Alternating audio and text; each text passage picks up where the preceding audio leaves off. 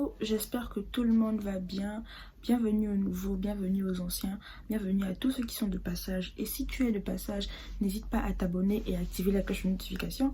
Comme ça, à chaque fois que je vais poster une vidéo, tu seras au courant. La notification s'affiche sur ton téléphone, tu rentres seulement, tu regardes la vidéo. Tu n'as plus besoin d'aller sur YouTube, taper et tout. Non. Tu rentres, tu regardes. Donc aujourd'hui, on se retrouve pour une nouvelle vidéo. Ça fait au moins 10 fois que j'essaie de refilmer cette vidéo. Mais là, j'en ai marre.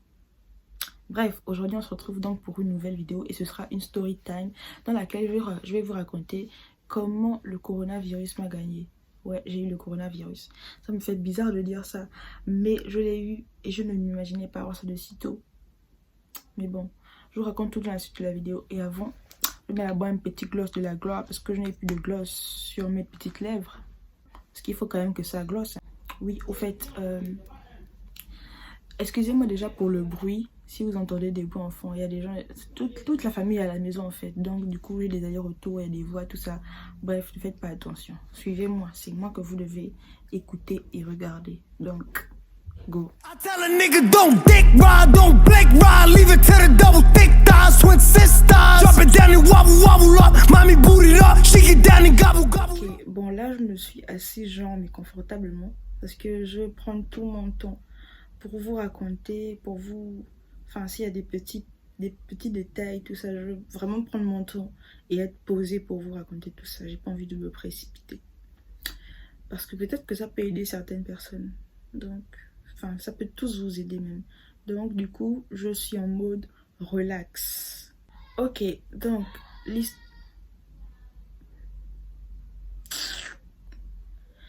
l'histoire commence il y a de cela 2 mois et demi. Ça fait presque 3 mois déjà que j'ai eu ça. Donc...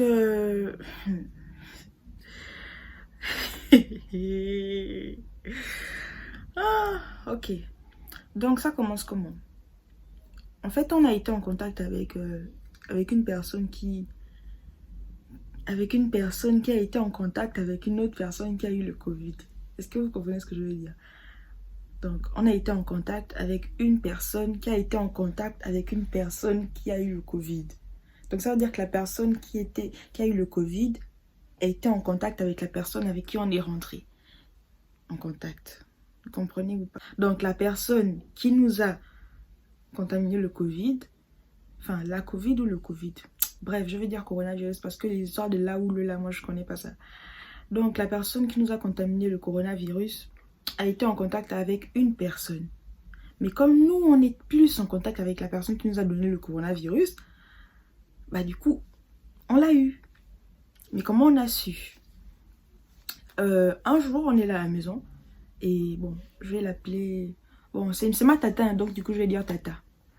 Donc, un jour, on est là à la maison et tata, vu qu'on vit tous ensemble, tata sort de sa chambre et elle nous dit que en fait, elle a été contactée par comment ça s'appelle? L'assurance maladie qui vient de lui dire qu'elle a été en contact avec quelqu'un qui a le coronavirus. Donc, il faut qu'elle porte son masque constamment à la maison. Moi, au début, je me dis non, c'est une blague et tout. Non, elle n'a pas le coronavirus, c'est une blague. Mais en fait, elle allait faire le test. Tout le temps, elle portait le masque. Vraiment, elle était isolée. Mais il faut savoir qu'on partage les mêmes espaces, donc c'était quand même difficile de ne pas l'attraper. Donc, du coup, elle allait faire le test. Le test était positif. Il faut savoir qu'à la veille de ces résultats, ma petite soeur a commencé à se sentir mal. Genre, elle a commencé à chauffer. C'était vraiment des... Elle-même, elle pleurait tellement elle ne comprenait pas ce qui lui arrivait. Elle a commencé à chauffer, elle avait le vertige, elle voulait pas manger, elle avait mal aux yeux. Franchement, elle était vraiment mal. Et moi, comme je savais que en fait, la dame, elle était déjà allée faire le test, il se pourrait qu'elle puisse avoir le coronavirus. Donc, ça ne m'étonne pas que nous aussi, on l'ait attrapé en fait. Donc, ma petite soeur était là, vraiment, elle se sentait très mal. On lui a donné du Doliprane, tout ça. Quand on la touchait là, non, elle brûlait. Non, c'est vrai, elle brûlait. Et je me suis tout de suite dit qu'en fait, vu que on est tout le temps en contact, si ma tante est là, si ma petite soeur est là, c'est que tout le monde est infecté en fait. Il n'y a pas de... il y a vraiment une chance sur 1000 qu'on ne soit pas infecté. Donc du coup, le lendemain, ma tante a eu ses résultats, c'était positif. L'assurance maladie nous a aussi contactés. Nous a contactés pour nous dire d'aller faire les tests Covid, de nous envoyer un petit message pour... parce que quand tu vas faire le test, on te demande pourquoi tu viens le faire en fait. Il faut que tu donnes la raison pour laquelle tu viens le faire. Tu vas pas venir faire le test parce que tu veux seulement faire. Est-ce que tu as été en contact avec quelqu'un? Est-ce que tu voyages? Ou est-ce que tu te sens mal? Enfin, il faut donner une raison. Donc, nous, on nous a envoyé le message qui prouvait qu'on a été en contact avec une personne infectée. Du coup, on est allé. Avant d'aller, 2 jours après, parce que nous, on a reçu le message 2 jours après. 2 jours après que ma tante ait reçu le sien. Oui, 2 jours après. Ma soeur, le lendemain, ça allait vraiment bien. En fait, elle s'est sentie mal le temps d'une nuit, mais le lendemain, ça allait bien. Moi, le lendemain, j'ai commencé à me sentir vraiment très très mal. J'avais mal à la tête, mal aux yeux. Ma tête tournait. Je ne tenais même pas, en fait, je ne tenais même pas debout. Pour vous dire que le jour où on y allait faire les tests, je n'arrivais même pas à me lever du lit. C'est ma soeur et ma mère qui sont venues m'aider à marcher pour aller me laver en fait. Parce que je n'arrivais même pas à marcher. C'était affreux. Quand je disais ça à mon petit ami, à mes amis, ils me disaient peut-être que ouais, tu abuses, tout ça. Mais je me sentais vraiment très, très, très, très, très, très mal. C'est que je voyais ma vie défiler comme ça. À chaque seconde, je me disais que est-ce que la maladie là ne va pas me finir en fait. Sans compter que je n'étais même pas encore fixée que j'avais ça. Mais je ressentais déjà des effets très bizarres. Je me sentais très très très mal. Excusez-moi, j'avais vraiment... Donc j'avais mal aux yeux. J'avais mal à la tête. Je chauffais comme une malade. Je n'arrivais pas à rester debout. J'ai perdu peut-être, je sais pas, peut-être 4 kilos en 2 jours. J'avais maigri. J'avais maigri, je n'arrivais plus à manger quelque chose. Limite, je mange là, je prends deux fourchettes et je m'arrête. Je ne peux plus continuer. Du coup, nous sommes allés faire les tests, mais on n'a pas voulu emmener les plus petites parce qu'on se disait que, vas-y, ouais, c'est pas grave. On va voir comment ça se passe. Pour le moment, elles n'ont rien, donc ça va. Donc, on est allé avec maman, celle qui vient après moi, donc Jade, ma petite soeur, moi, mon père, donc maman, Jade, mon père et moi. On est allé et ma mère me voyait tellement mal qu'elle me disait que mais attends Joanne, pardon, ne pas faire la malade, la morte là-bas parce que si tu fais ça, ils vont te dire qu'ils t'hospitalisent et on avait mal peur qu'ils disent qu'ils nous disent qu'ils nous hospitalisent en fait, surtout moi. Moi j'étais vraiment très mal. En fait c'est que quand tu me vois, tu vois directement que je suis malade. C'est que si j'arrivais comme ça, ils allaient directement dire que toi tu n'as même pas besoin de faire le test en fait. Tu n'as pas besoin. J'étais vraiment très très mal. Non mais alors là, waouh. Donc on est allé, on a fait la queue, tout ça, tout se passait bien. Ils ont ouvert la structure parce que quand on est arrivé c'était fermé, il y avait une queue d'enfer parce que entre ceux qui voyagent et entre ceux qui sont vraiment infectés, entre ceux qui ont été en contact avec les cas contacts, bref il y avait vraiment une queue. Donc on est rentré, enfin voilà, moi je suis allée faire mon test. On a fait des tests séparément en fait, donc chacun à son tour. Donc moi je suis allée. On a tous montré le message qu'on habite dans la même maison, on a été en contact avec quelqu'un. Et donc voilà. Arrivé là-bas maintenant, la partie du test là, je jure que le test là m'énerve. Le test là m'énerve. C'est qu'on te fait rentrer je sais pas si c'est même le coton-tige ou la tige qu'on te fait rentrer, ça va jusqu'au cerveau là-bas. C'est comme si ça allait même traverser pour venir se retrouver derrière ta tête. Mais il n'y a pas à être violent comme ça en fait. Il n'y a pas à être violent comme ça. Donc... le monsieur fait le test, il me dit, ça ne fait pas mal, vous pouvez couler des yeux et vous pouvez aussi tousser. Je me dis, bon, ok, tranquille. Mais quand il met le truc comme ça, je sens que non, toi, ton sang ne fait pas mal là, c'est bizarre. Il a enfoncé ça comme ça, il a tourné, j'ai dit que, Seigneur, jusqu'à quand, Seigneur? Jusqu'à quand?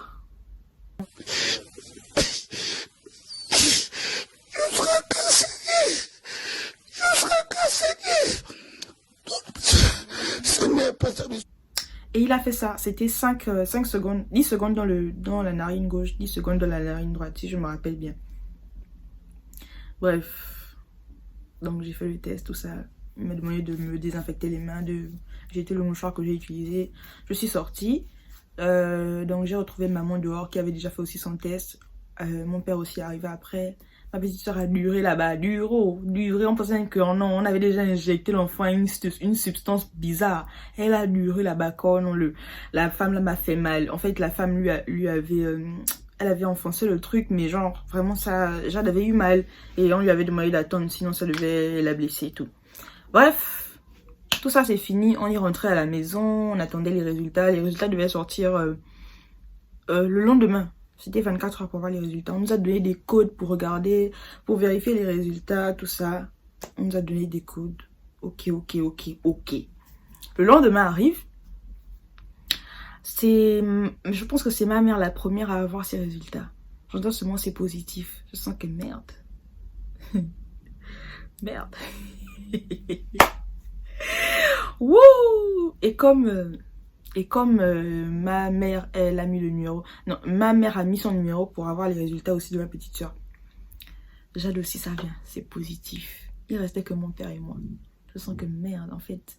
Si vous êtes positif, c'est qu'on est tous infectés. Si vous êtes positif, oui, on est tous infectés, en fait.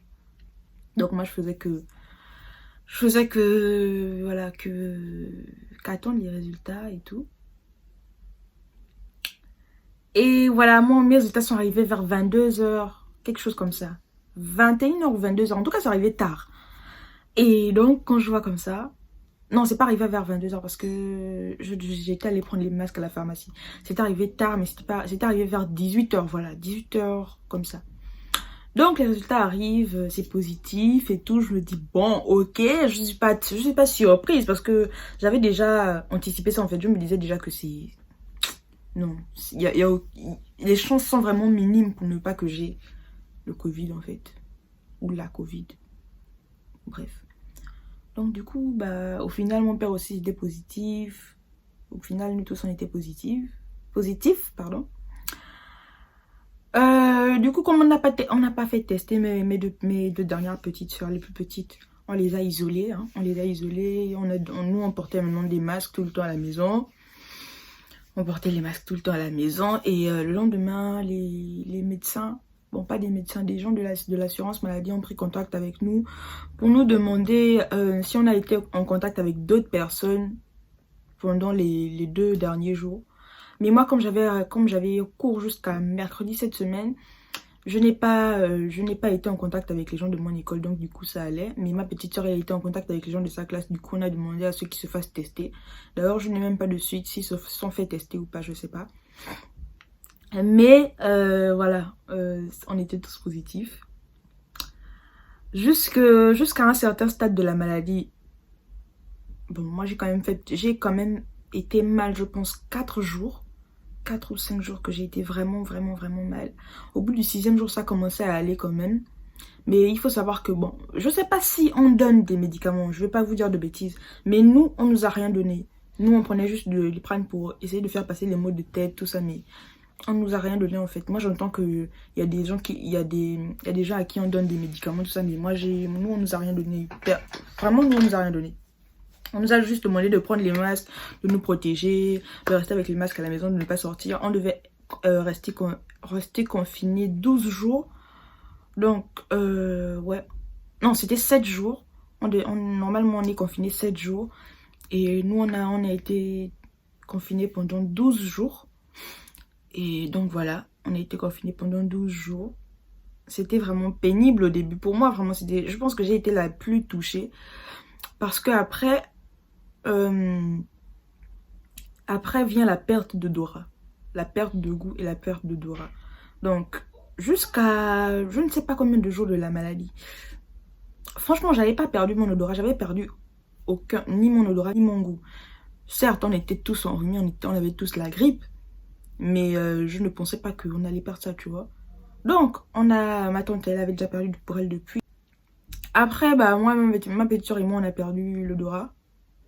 On a perdu d'abord le goût. Ma mère aussi a perdu son goût. Mon père a perdu. Tout le monde a perdu le goût. Et puis, on a perdu l'odorat, quoi. On a perdu l'odorat.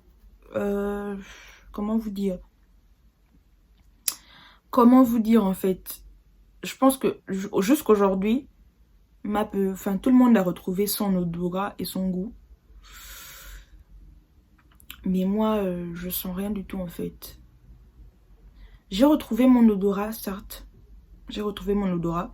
Même s'il n'est pas vraiment fort, mais il est vraiment fin. Mais je sens que par rapport à quand je l'avais perdu, parce que quand j'avais perdu ça, je ne sentais vraiment rien. Rien du tout.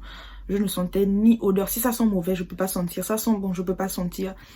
La nourriture est bonne, je ne peux pas manger parce que je n'ai pas le goût. Je n'ai rien du tout. Rien, rien, rien, rien, rien. Là, souvent ça revient. Souvent aussi, ça ne veut pas revenir. Mais jusqu'aujourd'hui, je n'ai pas retrouvé ça à 100%. Sur 100%, on va dire que j'ai retrouvé mon goût et mon odorat à peut-être 60%. Peut-être 60%, mais c'est pas là à 100%. Vraiment, c'est par épisode que je peux sentir ou manger quelque chose que je trouve bon et tout. Que je peux ressentir la saveur. Donc voilà, au niveau des comment ça s'appelle? Des séquelles, si je peux dire comme ça. Il y a ça, il y a la perte de goût, il y a la perte d'odorat. Et ça peut faire jusqu'à 1 an.